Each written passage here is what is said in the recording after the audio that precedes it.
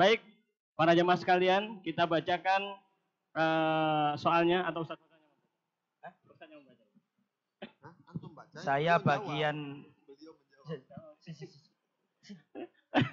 aku bagian. Soal pertama. Bismillah. Tes. Bagaimana cara menasehati istri yang melarang untuk silaturahmi ke orang tua? Jazakallah khairan. Ustaz. Ini masalah membentengi rumah tangga ini kaitannya. Ajak ke surga tadi itu kok. Fadhal Ustaz. Baik. Nanti kalau salah mohon dikoreksi Ustaz. Bagaimana menasihati istri yang menghalangi suami untuk silaturahim? Tadi saya katakan ya di awal, suami istri harus saling mendukung untuk berbakti kepada orang tua. Dan dalam hal ini seorang suami tidak boleh menggugurkan baktinya kepada orang tuanya karena takutnya kepada sang istri. Karena Anda tidak dituntut untuk mendapatkan ridho istri. Tetapi Anda dituntut untuk memperoleh ridho dari orang tua. Ridhollah fi ridhol walidain wa sukhtullah fi sukhtil walidain. Ridhonya Allah ada pada keridhaan orang tua dan kemurkaan Allah ada pada kemurkaan orang tua. Maka hendaklah seorang istri tersebut dinasihati baik-baik dan diingatkan tentang agungnya hak kedua orang tua.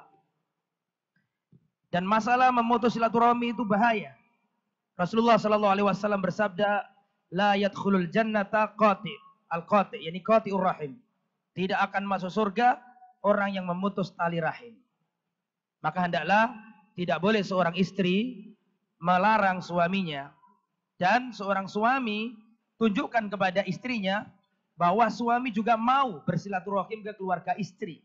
Mudah-mudahan dengan jalan itu si istri pun berlapang dada untuk mau diajak silaturahim kepada seorang ibu atau ibu kandung dari sang suami. Sekali lagi, apapun ibu kita itu mungkin dirasa pernah menyakiti kita, kita nggak boleh untuk memutuskan tali rahim.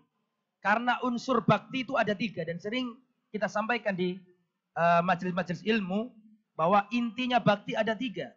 Yang pertama adalah al-ihsan ilaihima, berbuat baik, menyenangkan hati orang tua, memberi sebelum diminta. Itu yang pertama. Yang kedua, wala yu'dhihima, kita nggak boleh menyakiti keduanya. Ada anak itu bisa ngasih orang tua tapi nyakiti. Harusnya dua-duanya berbuat baik dan tidak menyakiti. Lah dua-duanya itu banyak yang bisa para jamaah. Yang paling sulit yang nomor 3. As-sabru ala adahuma. Sabar dari gangguan kedua orang tua. Saya paham, banyak menantu yang gak cocok sama mertua. Itu kita tahu semua. Tapi seorang menantu, apalagi yang sudah ngaji, yang sudah ngerti ilmu, tidak boleh dia karena itu kemudian dia menghalangi suaminya untuk berbakti kepada orang tuanya. Hendaklah dia menyisihkan perasaan-perasaan dan kita maafkan. Karena unsur bakti yang paling tinggi adalah as-sabr ala adahuma. Sabar dari gangguan kedua ibu bapak kita. Wallahu a'lam bishawab. Kalau ada salah dikoreksi sama Ustadzuna. Cukup insyaallah. Cukup. Jazakallah khair Ustaz. Pertanyaan kedua untuk Ustadz Abu Zubair. Ustadz, apa boleh seorang suami berniat menikah lagi dengan janda kaya untuk mendapatkan hartanya di jalan Allah? Untung yang ditanya bukan aku ya. Mendapatkan hartanya. Hartanya di jalan Allah. Anak ingin menikahi janda kaya Ustaz. Antum. Penanya tuh. Anaknya membacakan Ustaz. Ya kalau niat silahkan aja orang mau niat nikah ya.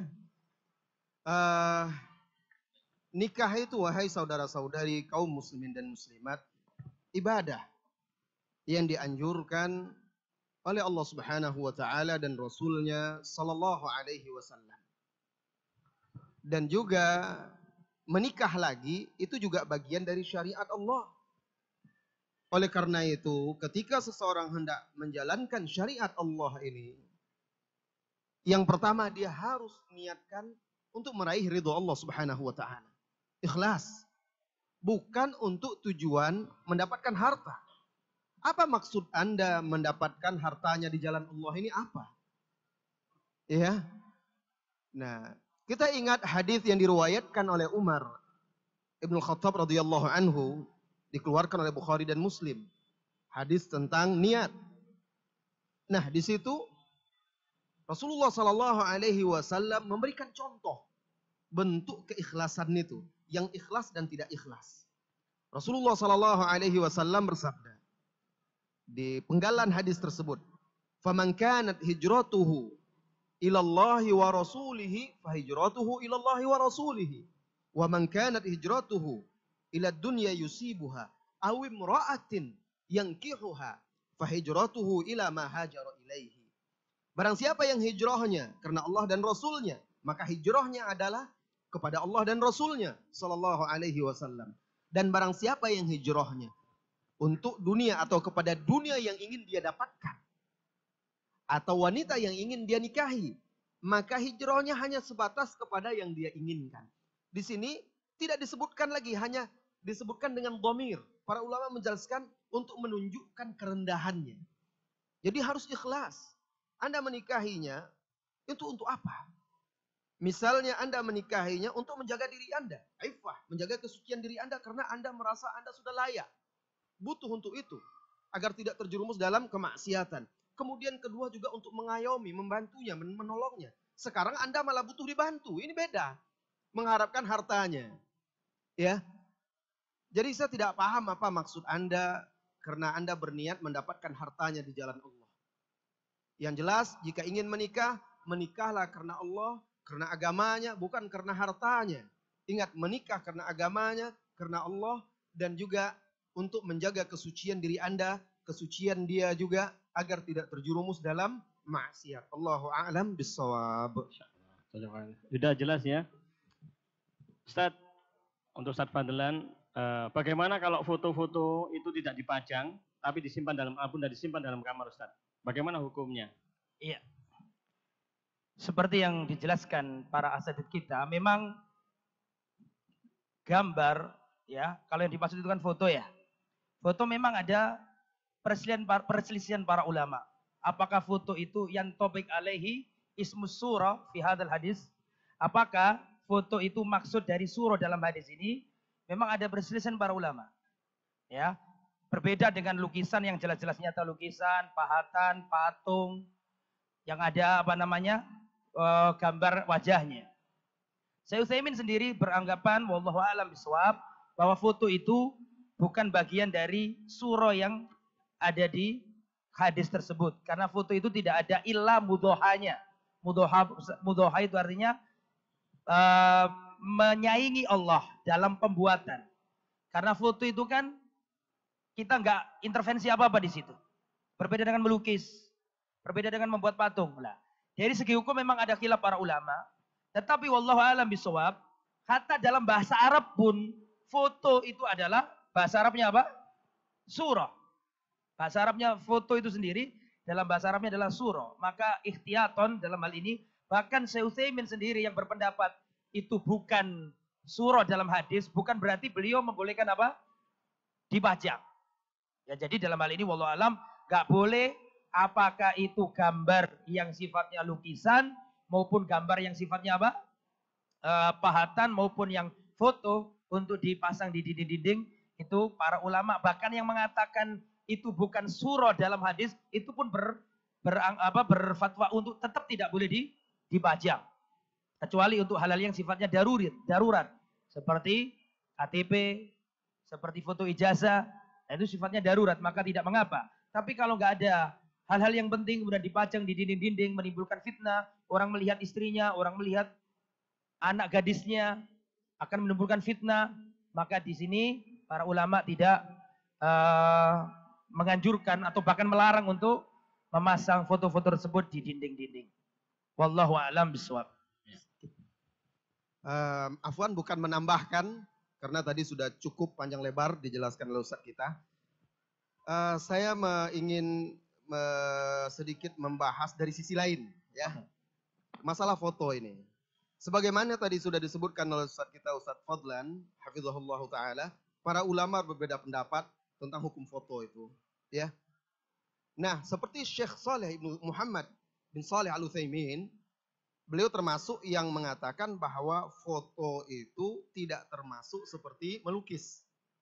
Namun begitu, terkait masalah foto yang disimpan di album, ya, terkait masalah foto yang disimpan di album, tetap beliau tidak membolehkan. Alasannya apa? Karena itu salah satu tabdzir, walaupun tidak dipajang. Itu membuang-buang harta. Difoto, dicetak, disimpan di album untuk apa? Lama-lama rusak begitu saja. Ya. Jadi masuknya memang dia tidak dipajang, disimpan di album, tetapi tidak ada manfaatnya. Oleh karena itu beliau ketika mengatakan bahwa itu tidak termasuk foto, bukan berarti membolehkan, bermudah-mudah, tidak. Ini hanya menjelaskan status hukumnya. Makanya kalau tidak dibutuhkan beliau juga tidak membolehkan, termasuk seperti berfoto, cetak foto nikah, foto wisuda, foto anak-anak keluarga dicetak lalu disimpan di album, itu termasuk tabdzir. Ya, melakukan hal-hal yang tidak bermanfaat dan tidak ada gunanya. Dan memang ternyata tidak ada gunanya. Disimpan begitu aja, apalagi di zaman sekarang juga orang tidak akan pernah lihat itu lagi. Paling dilihat di handphonenya saja lagi. Ya, jadi ini bukan menambahkan, bukan apa, tetapi ini membahas masalah yang gambar disimpan di album. Lebih aslam, lebih selamat, terlepas dari perselisihan ulama itu, lebih selamat kita untuk tidak melakukan hal-hal yang sebenarnya tidak ada gunanya. Allahu a'lam bishawab. Jazakallah khairan, Ustaz. Ustadz Abu Zubair, mohon dijelaskan Ustadz, mana anggota keluarga yang mahram dan mana yang bukan mahram terkait dengan jabat tangan Ustadz. Jazakallah khair. Alhamdulillah, mana yang mahram dan mana yang bukan mahram terkait masalah jabat tangan. Mahram itu dibagi oleh para ulama kita menjadi mahram muaqqat, mahram sementara, dan mahram muabbad, selama-lamanya. Nah, yang dibolehkan seseorang itu untuk berkholwat dengannya, pergi berduaan dengannya, bahkan boleh dia berjabat tangan, itu adalah mahram muabbad. Mahram yang tahrimnya litta'bid, mahram selama-lamanya. Siapa mereka?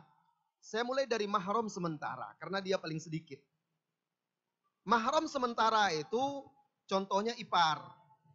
Ya, mahram karena pernikahan. Saudara atau saudari ipar. Adik, saudara atau saudari dari istri atau suami. Itu ipar, saudara ipar.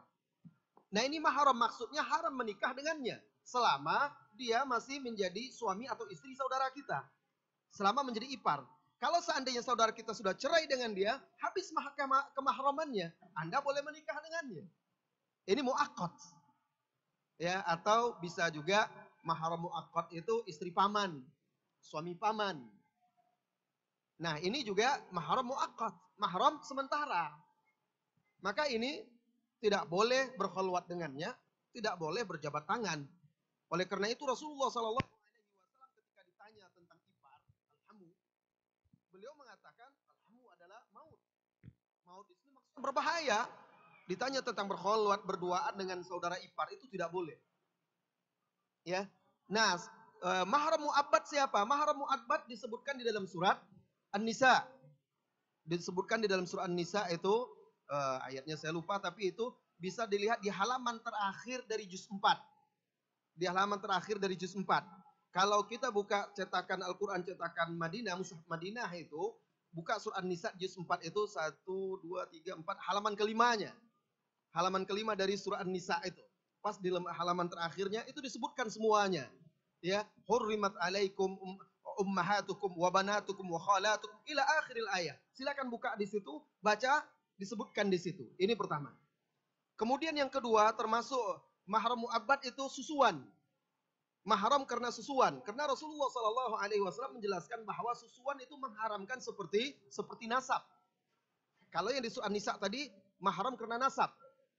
Ya, nah di situ ada ibu, mahram karena nasab itu, ada anak perempuan, ada saudari perempuan, kemudian juga anak robibah, anak tiri kita. Misalnya antum nikah dengan seorang janda antum, kemudian antum dukhul, nah anak-anak dia itu menjadi robibah bagi antum, itu mahram dan dia kepada antum juga mahram, boleh berjabat tangan. Nah disebutkan di situ semuanya, silakan lihat. Kemudian susuan. Susuan itu mengharamkan seperti haramnya nasab, ya. Kemudian juga mertua.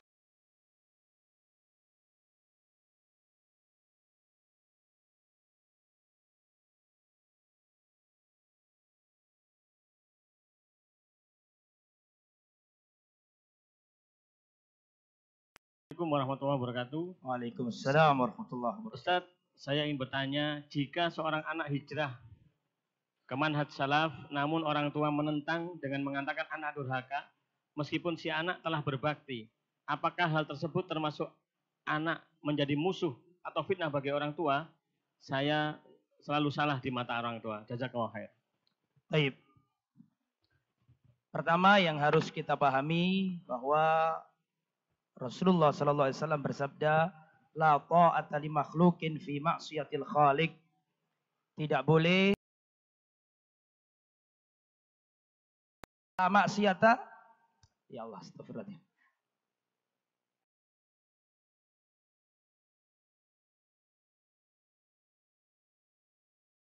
Kepada al-khaliq. Jadi kalau yang dimaksud di sini, jika ibunya jenengan melarang jenengan untuk ikut kajian dan tetap menjadikan panjenengan harus di keyakinan lama, ikut acara selamatan, ikut acara-acara bid'ah, ikut acara syirik, maka jelas di sini tidak boleh kita ikut orang tua. Tetapi perlu diingat ikhwatal iman, ketika dalam hal ini kita tidak sama dengan orang tua, bukan berarti kemudian kita menunjukkan sikap yang arogan ke tua. Dan sering saya sampaikan, ya, hal itu bisa diobati. Bagaimana cara kita mengobati itu? Yang pertama, tunjukkan akhlak yang baik kepada kedua ibu bapak kita. Tunjukkan bahwa setelah mengaji manhaj salaf, panjenengan semakin sayang sama bapak dan ibu. Mungkin dulu berangkat, kita nggak pernah saliman, nggak pernah cium pipi. Mulai sekarang biasakan. Sebelum berangkat, cium tangan ibu, ya, cium keningnya. Yang biasanya panjenengan tidak pernah bantu ibu cuci piring, mulai sekarang bantu cuci piring. Biasanya nggak pernah bantu ibu nyuci pakaiannya, mulai sekarang bantu cuci pakaiannya. Ibu Anda akan menilai, ya, ini anakku setelah ngaji salafi, setelah pakaiannya ini semakin berukut, menutup aurat, setelah dia ini pakaiannya cingkrang, kok semakin sayang ya sama aku. Dulu-dulu nggak pernah seperti ini. Tapi semenjak ngaji, Masya Allah anakku sekarang perhatian. Tunjukkan. Meskipun ibu nggak suka, terus tunjukkan hal itu. Bahkan jangan malu. Ini memang nggak semua anak bisa. Tapi silakan dicoba. Insya Allah ini senjata ampuh untuk meluluhkan hati orang tua. Misalnya ibu sudah capek, bapak sudah capek. Jangan malu untuk mengatakan, Pak, Bu, kalau jenengan kerso, monggo saya pijeti. Jangan menganggap itu tabu. Ya, Pak, Bu, saya pijiti, mungkin Bapak Ibu capek. Lakukan terus. Insya Allah ibu antum akan berubah pandangan, ayah antum akan berubah pandangan tentang dakwah yang sedang antum pegang. Ya, tunjukkan akhlak yang baik. Fa'innal akhlak al-karimah jisrun litabligh al-aqidah sahihah. Sesungguhnya akhlak yang baik adalah jembatan untuk menyampaikan akhlak yang mulia. Ketika dalil sudah disampaikan dan para jamaah yang dirahmati oleh Allah. Kata orang Jawa, wong tua itu gak iso ditungkuli. Orang tua itu gak bisa digurui. Pak, ini gak boleh isbal. Ma asfala minal ka'baini minal izari fafinnar. Pak, hukumnya celana di bawah kaki di neraka. Terus ngambil gunting, celananya bapaknya diguntingi. Gak akan suka orang tua seperti itu. Ketika dalil sudah dibacakan, disampaikan, gak mempan, sudah lewat akhlak yang mulia. Ketika akhlak yang mulia gak bisa mempan juga, antum bangun di tengah malam. Doa di penghujung malam. Ya Allah, berikan hidayah kepada ibu bapakku. Berikan kemudahan untuk menerima dakwah yang mulia ini. Jangan meremehkan doa. Ada hal yang gak bisa diubah dengan dalil, tapi bisa diubah dengan doa.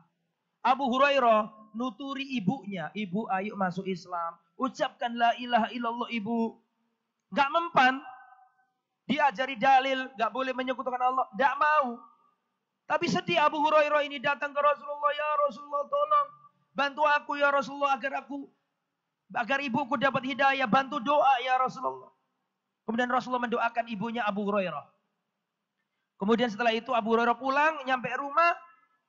Abu Hurairah mendengarkan bunyi orang yang sedang apa? Sedang mandi, kemerciknya air. Kemudian tahan dulu, jangan masuk. Setelah itu ibunya keluar dari kamar mandi dan mengatakan asyhadu alla ilaha illallah wa asyhadu anna Muhammad Rasulullah. Tidak harus ketika Anda sudah dalil disampaikan, orang tua belum bisa menerima. Tunjukkan dengan akhlak yang baik. Terus akhlak yang baik.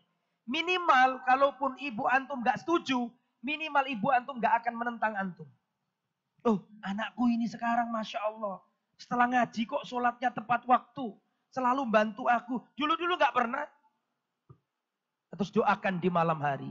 Mudah-mudahan dengan seperti itu, Allah Subhanahu wa taala memudahkan antum untuk mendakwai bapak dan ibu antum. Wallahu a'lam. Pertanyaan berikutnya, ini dua ustadz. Untuk dua ustadz. Untuk Ustadz Fadlan ataupun Ustadz Abu Zubair. Nah, ada 3 pertanyaan Ustadz. Ya, yang pertama, entah ini Ustadz yang mana, anak nggak tahu. Saya pernah mendengar pernyataan Ustadz di Instagram bahwa apabila istri banyak masalah, perlu ditanyakan bagaimana posisi atau arti istri tersebut pada hati suaminya. Ini siapa yang pernah menyampaikan itu di Instagram? Instagram saya nggak pernah aktif. Ini menanyakan ke siapa? Iya. Nggak tahu saya. Mungkin Instagram Ustadz yang lain, Ustadz. Nah, Mungkin ya. Ini. Ya maksud pertanyaannya juga kurang jelas. Yang berikutnya lagi pertanyaan. Yang berikutnya. Ustadz, apa hukum hipnoterapi? Terapi dengan metode hipnotis. Ustadz Abu Zubair. Saya nggak paham ya, jadi saya nggak bisa jawab. Insya Allah Ustadzuna Abu Zubair yang bisa jawab. Jenenge repot gak paham aku. Apa? Pakai hipnotis gitu ya? Fadol Ustadz. Iya, baik. Saya punya pengalaman dengan hipnotis ini, orang-orang yang belajar hipnotis ini. Tahun 98-99. Ketika itu saya kenal dengan salah seorang mahasiswa Arab Saudi yang sekolah kuliah di Inggris. Dan dia di sana ada jurusannya masalah hipnotis ini, hipnoterapi ini. Iya, dia kuliah di sana. Jadi saya sering main ke rumahnya waktu itu di Jeddah. Dan dia dengan begitu semangat menjelaskan kepada saya manfaat hipnotis ini. Katanya bisa membuat orang yang penakut jadi berani. Bahkan kata dia, orang yang takut sama ular misalnya, bisa nanti dihipnotis jadi berani. Nah, jadi dia menjelaskan banyak manfaat-manfaatnya. Saya tanyakan kepada dia, bisa nggak? Kalau seandainya ini bermanfaat hipnotis, bisa nggak merubah akidah seseorang? Kalau bisa, mendakwahi orang-orang kafir kan, hipnotis dia biar masuk Islam misalnya. Akhirnya dia bilang, oh tidak bisa untuk keyakinan. Prinsip, akidah, keyakinan, ideologi seseorang tidak bisa. Dengan hipnotis. Itu satu. Kemudian saya tantang dia. Bisa nggak kamu hipnotis saya? Nah, akhirnya janjian. Saya datang ke rumahnya. Dihipnotis sama dia. Waktu itu dihipnotis, kondisi suasananya dibuat tenang di rumahnya itu. Lalu saya duduk seperti ini, disuruh pejamkan mata. Nah, pejamkan mata, rileks, harus rileks. Lalu dia mulai bercerita dahulu. Dulu saya belum Abu Zubair Hawari, karena waktu itu 98 saya belum nikah ya. Nah, dia panggil nama saya Agus. Nama asli saya Agus Timar Putra. Mungkin banyak yang belum tahu jamaah ya. Nah, jadi Agus, dia bilang seperti itu. Sekarang Anda sedang berada, bayangkan Anda sedang berada, dia memasukkan sugestinya. Kan kalau hipnotis kan begitu, dia tanamkan sugesti itu pada diri kita. Sekarang kamu sedang duduk di tepi pantai. Kamu seorang diri, angin sepoi-sepoi meniupmu, terasa sejuk. Dan ombak silih berganti datang ke bibir pantai, lalu menyentuh ujung kakimu. Terasa sejuk di ujung kakimu. Rasakan sejuknya, rasakan dinginnya, kata dia. Dan rasa sejuk air laut itu yang menyentuh ke ujung jemari kakimu itu merambat terus ke atas sampai ke betismu. Sekarang dia terasa di betismu. Terus ke lututmu. Sedalam hati ini ngapain orang ini ya? Di pantai nggak ada apa-apa ini. Mana ada air, mana ada air. Terus sampai ke hatimu. Dan pokoknya engkau seolah-olah berada di sorga. Engkau merasa nyaman, engkau merasa tenang. Lalu dia panggil. Agus. Ya, mada turid? Gimana sekarang? Kamu sadar? Ya, sadar. Loh, kamu berarti tidak yakin tadi nggak bisa ini. Kamu tidak percaya, kamu ragu-ragu saya hipnotis, nggak bisa. Nah ternyata nggak mempan hipnotisnya. Dia sudah jauh-jauh kuliah, bahkan dia lihatkan diktat dia. Ya, untuk belajar itu, nggak mempan di hipnotisnya. Kata dia, pikiran kamu lagi tidak konsentrasi, tidak fokus. Mungkin kamu mikir keluarga atau apa dan segala macam. Banyaklah alasannya. Dari situ saya berkesimpulan, ya pengalaman-pengalaman itu, sebenarnya hipnotis itu sebagaimana yang tadi yang saya contohkan, dia menanamkan sugesti. Dan hipnoterapi seperti itu juga kepada pasien-pasiennya. Dan di dalam Islam, motivasi-motivasi di dalam agama kita, di dalam Al-Quran, di dalam hadis-hadis Rasulullah SAW, petua-petua para ulama lebih baik, lebih afdal, lebih mulia lagi untuk bisa dijadikan sebagai sugesti-sugesti untuk menterapi orang, menyadarkannya, memotivasinya. Ya. Oleh karena itu, di rumah sakit kalau di Arab Saudi itu ada bagian bimbingan keislaman itu. Berkunjung ke kamar-kamar pasien-pasien itu, memberi nasihat-nasihat, motivasi-motivasi, kemudian meruqyah mereka juga. Selain mengobati dengan medis. Nah di dalam Islam sudah ada. Sekarang saya tidak berbicara secara hukum dulu ya, karena sepenuhnya bagaimana hipnoterapi itu saya juga nggak tahu. Tetapi ini pengalaman saya. Dan saya ingin saudara-saudari jangan tertipu dan cepat percaya dengan penamaan-penamaan yang dibuat-buat seolah-olah ilmiah. Seolah-olah ilmiah. Dan hipnotis itu terbagi dua. Memang ada hipnotis dengan menanamkan sugesti-sugesti dan sihir bahasa, sihrul bayan, dengan kata-kata menggiring seseorang itu, dan juga ada dengan menggunakan kekuatan jin. Dibantu oleh kekuatan jin.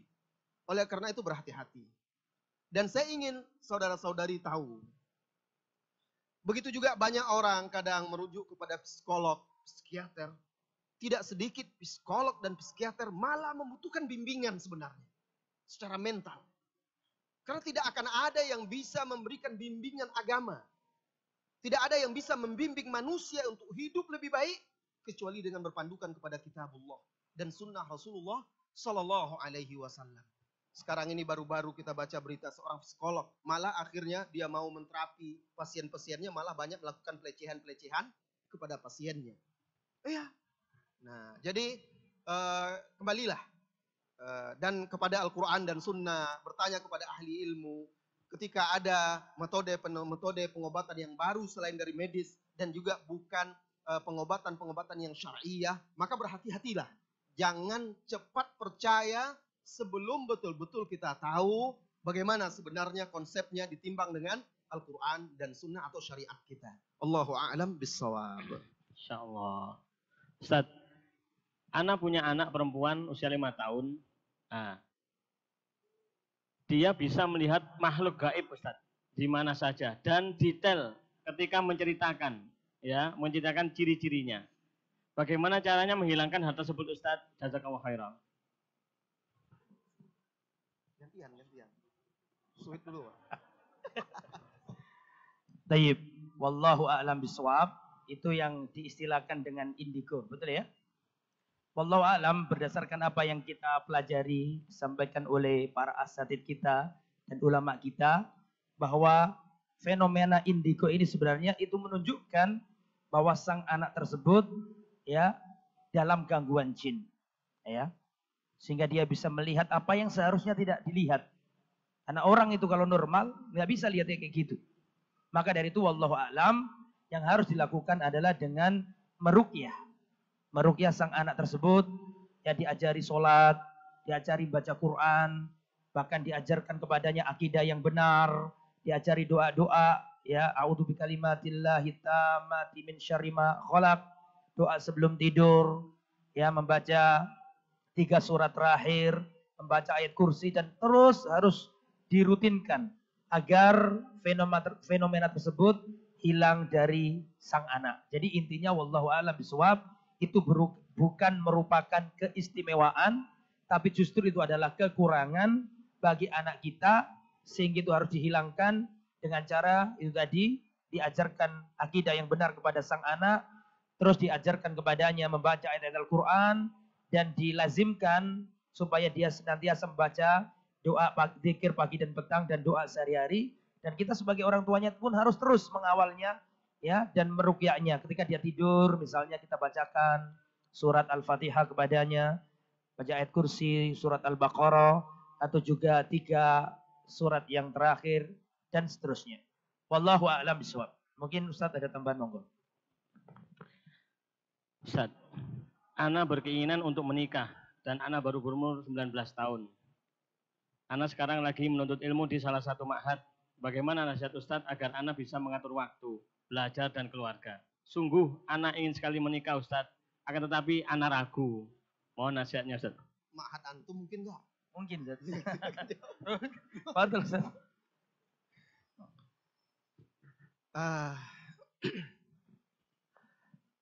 Saudaraku, menikah di masa muda, kalau memang kita sanggup, kalau memang Anda sanggup untuk menjalankan tanggung jawabnya,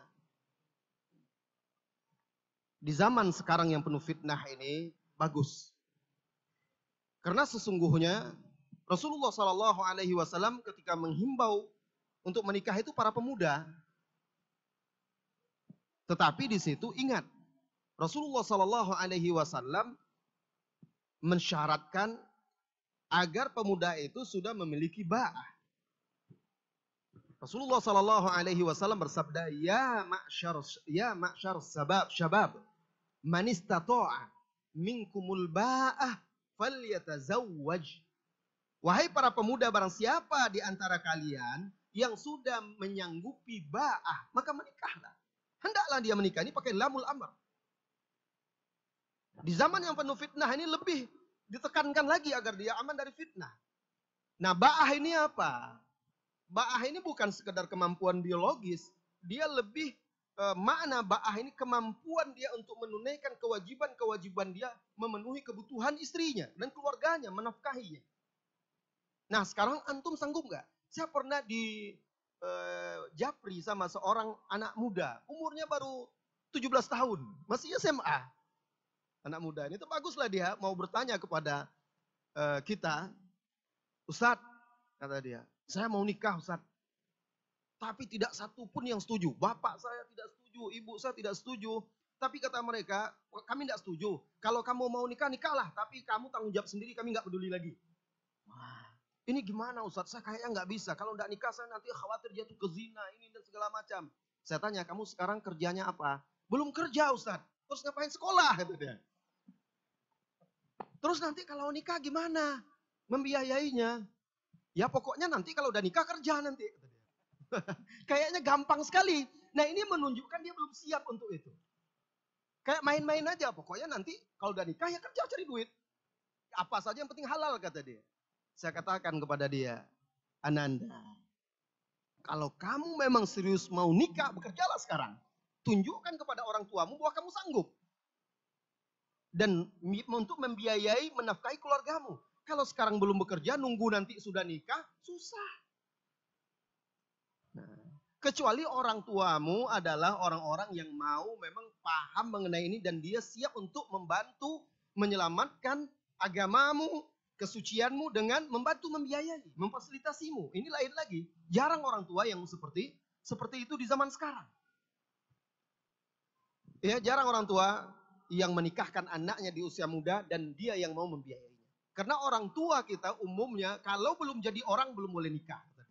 Maksudnya sudah bekerja, sudah punya penghasilan, sudah mampu. Saya berilah nasihat kepada dia. Oh gitu ya Ustadz ya, iya nanti istri kamu, anak kamu makan apa? Jadi saya harus bagaimana Ustadz sekarang? Sekarang kamu fokuslah belajar menuntut ilmu. Hadir di kajian-kajian, banyak menghafal Al-Quran.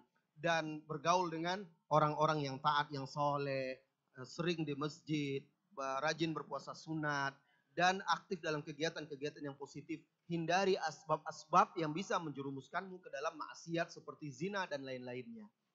Ya, jadi seperti tadi juga, kalau antum bisa menggabungkan antara menikah dengan menuntut ilmu, sanggup membiayai, menafkahi keluarga, karena orang tuamu misalnya tidak mendukungmu lagi untuk biaya hidup, maka silahkan. Tapi kalau rasanya belum sanggup, rajin-rajinlah menuntut ilmu dahulu. Fokus menuntut ilmu, bekal untuk dirimu kelak ketika engkau berkeluarga. Siapa tahu Allah mudahkan rezekimu karena rajin menuntut ilmu. Selesai belajar, selesai kuliah, nanti Anda bisa mengajar, Anda bisa jadi guru, atau terbuka peluang-peluang usaha-usaha yang lainnya, sehingga Anda siap untuk menikah.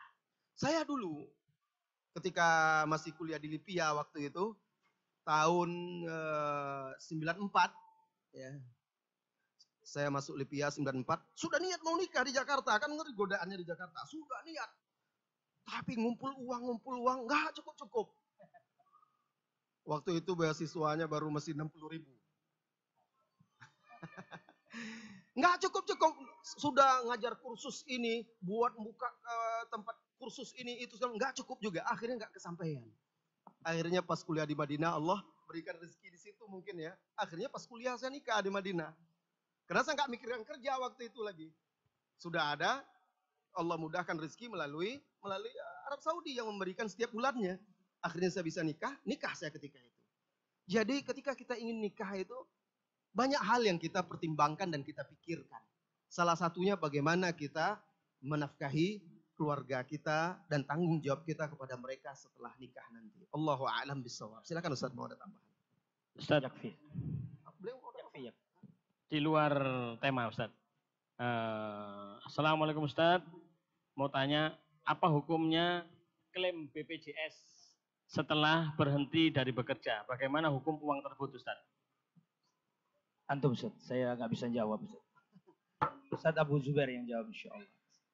Iya. Fadhal Ustaz. Klaim BPJS setelah dia berhenti bekerja. Jadi sebenarnya BPJS ini kan sama seperti asuransi. Ya. Jadi setiap bulannya kita membayar preminya. Nah, tergantung akad dia sebenarnya, akad awal BPJS itu seperti apa dia. Tetapi umumnya akad BPJS sama, duit itu kan kita titipkan kepada orang itu sebenarnya. Ya, kepada institusi tempat kita bekerja itu. Dan sama dengan asuransi atau uang yang kita titipkan di bank juga, itu kita tidak punya hak kecuali sebatas modal kita itu. Premi yang kita bayar itu. Adapun laba, selain kelebihan-kelebihan yang kita klaim setelah kita berhenti bekerja, kita berhenti sudah tidak bekerja lagi di perusahaan itu, lalu kita klaim selama mungkin 5 tahun. Kalau sebulannya berapa? Sebulannya misalnya 100.000, ya hitunglah, segitulah hak kita.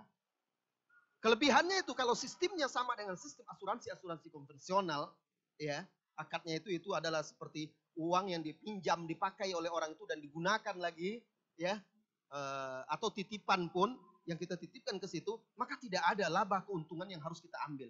Karena laba keuntungan dari uang-uang seperti itu bisa jadi jatuh kepada riba. Maka ambil sebatas premi kita. Tapi nanti dikasih lebih Ustaz. Silakan Anda tahu jumlah uang Anda berapa. Kelebihannya nanti Anda bisa berikan, Anda jangan dimakan. Anda bisa berikan untuk sosial, untuk perbaikan jalan-jalan di kampung Anda, ya, atau parit-parit got-got di kampung Anda. Bahkan sebagian ulama, Hay'ah Kibaril Ulama di Mamlaka di Arab Saudi membolehkan uang-uang riba itu untuk fasilitas-fasilitas fakir miskin, panti asuhan, itu dibolehkan, ya, tetapi untuk sosial loh itu ya, bukan untuk dimakan pribadi. Allahu a'lam. Pertanyaan terakhir Ustaz.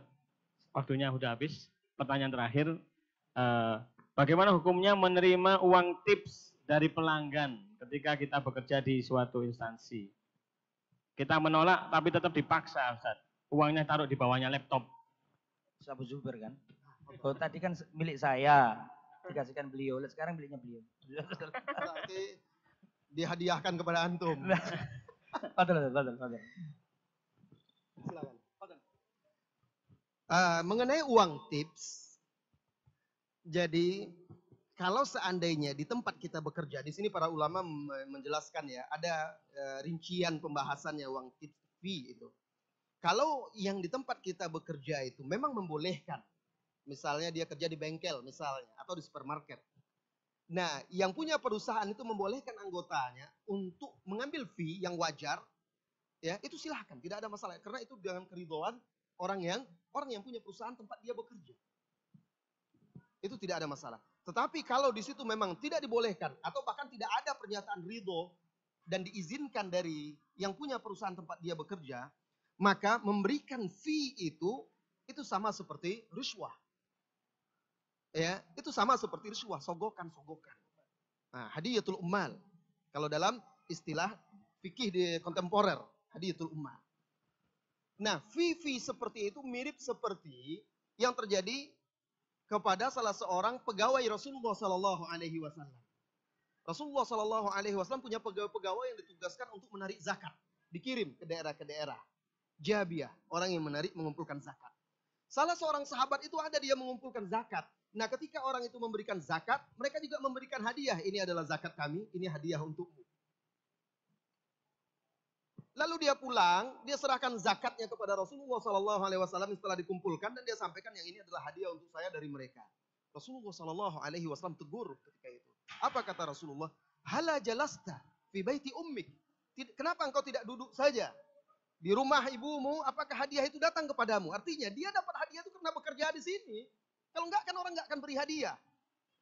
Nah, hadiah-hadiah seperti ini atau bahasa riswah atau hadiyatul ummal ini bisa menghilangkan, menggoyahkan loyalitas seseorang itu untuk bekerja dan membuat dia tidak adil kepada pelanggan-pelanggan. Akhirnya ketika dia melakukan pelayanan, dia hanya mementingkan dan melayani dengan baik orang yang memberikan tips tadi. Kalau enggak, Bapak ini pelit, enggak usahlah diladeni atau sekedarnya saja. Giliran orang yang sudah biasa memberi tips, wah ini enak, ini tipsnya besar ini. Betul-betul dilayani. Ini akibatnya. Akhirnya amanah berkurang. Ini dampak-dampak buruk dari riswah dan hadiah ummal. Apalagi kalau memang tidak diizinkan. Ya, jadi di sini ada ulama merinci. Tapi kalau yang bekerja kepada pemerintahan tidak boleh sama sekali. Yang bekerja di pemerintahan itu tidak boleh hadiah ummal ini. Yang saya maksud dirinci oleh para ulama itu di perusahaan-perusahaan individu.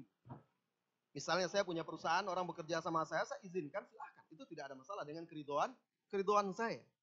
Tapi kalau tidak ada pernyataan boleh tidak boleh, tetap tidak boleh, kembali kepada hukum asalnya.